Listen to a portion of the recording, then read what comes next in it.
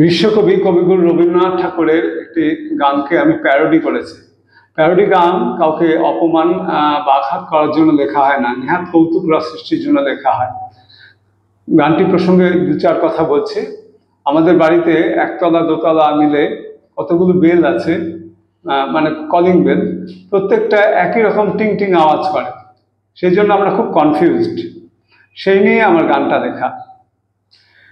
টিং টিং বড় বেশি যে এখানে, টিং টিং বড় বেশি যে এখানে, টিং টিং বড় বেশি যে, টিং টিং বড় বেশি যে এখানে, টিং টিং বড় বেশি যে, নাই ভ্যারিয়েশন নাই সলিউশন, টিং টিং বড় বেশি যে এখানে, টিং টিং বড় বেশি যে, বাহির লোকের ভিড় মনটাও নেই স্থির, চেঁচামেচি বড় বেশি যে এখানে, টিং টিং বড় বেশি যে এখানে, টিং টিং বড় বেশি যে, ঝরিছে মেঘের দল আত খোলা দুটি কল, জল ঝরে অতি হরষে বরষে, টিং টিং বড় বেশি যে এখানে, টিং টিং বড় বেশি যে, নাই ভ্যারিয়েশন নাই